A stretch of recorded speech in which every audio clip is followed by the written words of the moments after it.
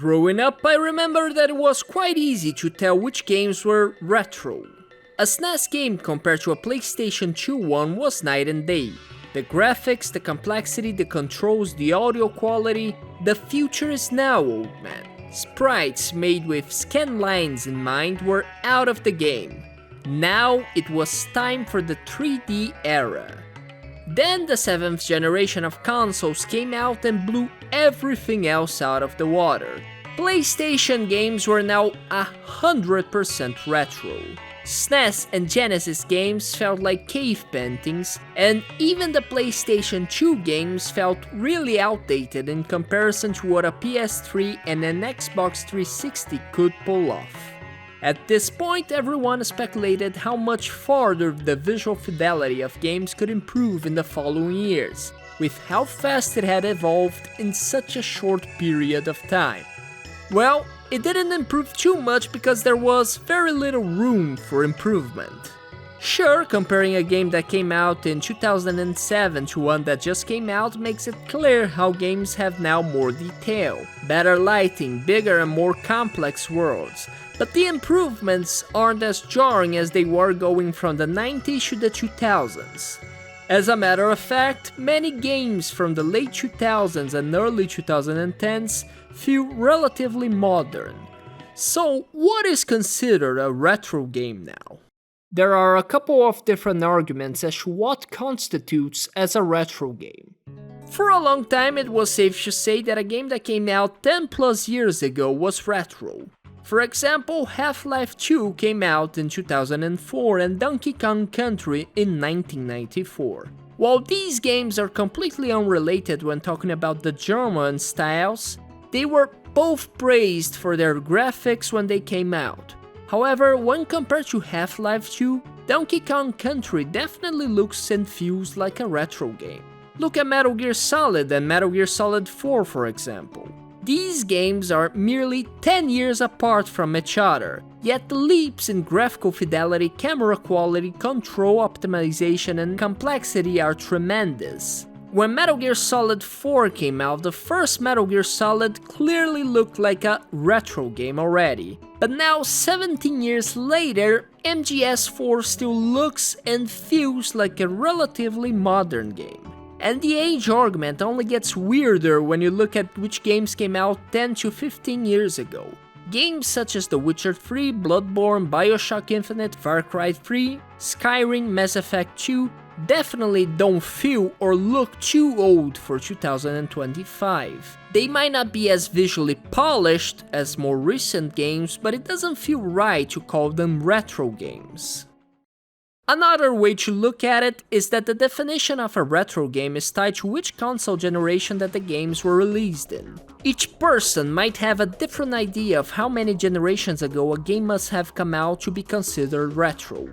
This distinction, much like the one based on the age of games, gets blurrier past the 7th generation of consoles. In the 2000s, sure, you could say that a game that was released 2 generations beforehand was already retro, because again, the advancements in game development were very clear. However, a lot of games released during the 7th generation of consoles still hold up pretty well as of today, despite being released 2 generations ago.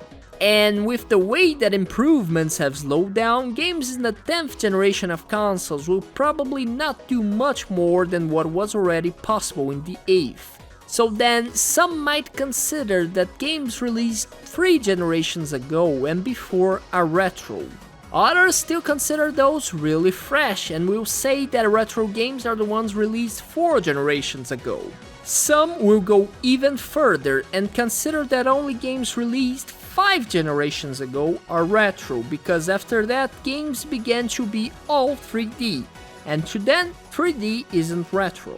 At that point it becomes less of a matter of which console generation games came out in, and more about the hardware limitations at the time of their releases. Some might say that after video games standard resolution surpassed 480p, beginning the HD era, the game industry entered the modern era, so anything before that is retro. To others, however, it might have more to do with the better hardware increasing the quantity of polygons in games, allowing for greater visual fidelity. So anything before the 6th generation of consoles is retro. So 2D games and early 3D blocky games are retro.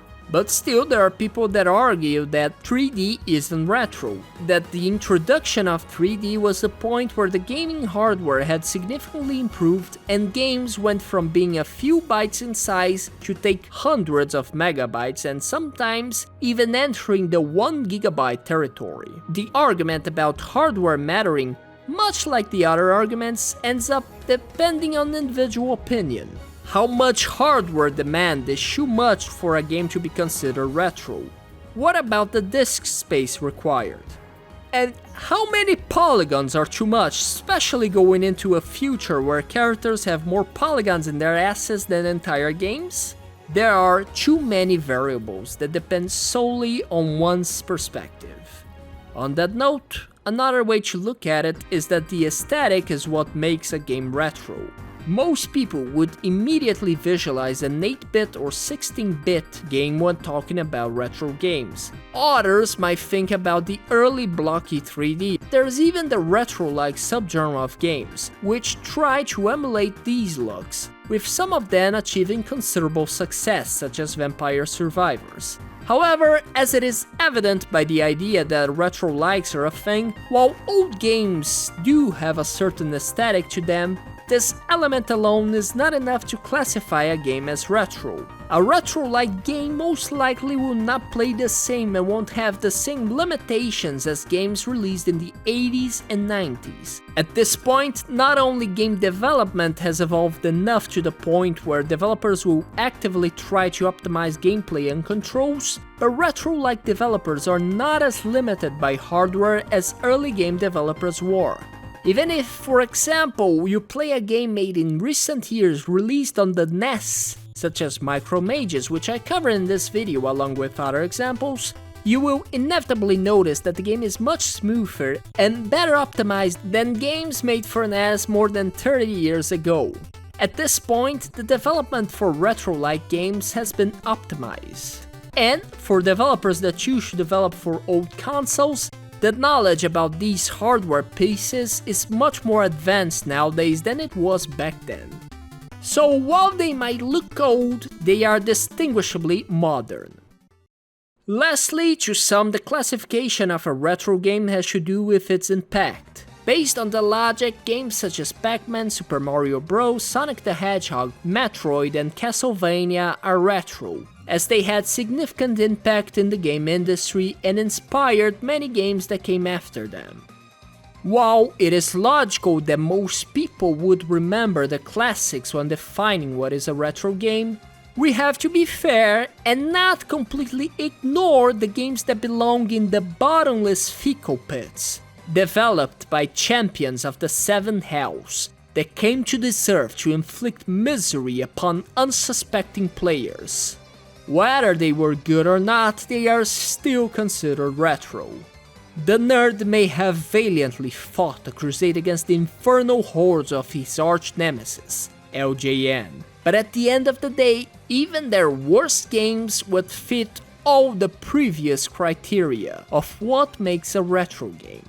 Disconsidering them as retro just because of their poor quality makes no sense, as retro isn't necessarily synonymous of good or impactful. The definition of a retro game is surprisingly complex. While there are many proposed definitions, there isn't really a consensus as to what really defines a retro game. The only thing that it feels like everyone can agree upon is that the games released up until the SNES era are retro. Now there's no agreement as to whether the 5th, 6th or even 7th generation of consoles count as retro. Regardless, at the end of the day, it comes down to the player's opinions and the nostalgia factor. What some might consider retro might not be in line with the vision of another person. It doesn't help that we are currently in this awkward era where the games that are 10 to 20 years old don't even feel that old. So it feels weird to call them retro. But eventually, all games will inevitably be retro in one way or another. If you liked the video, please like, subscribe and leave a comment. And thanks for watching, and I'll see you in the next one.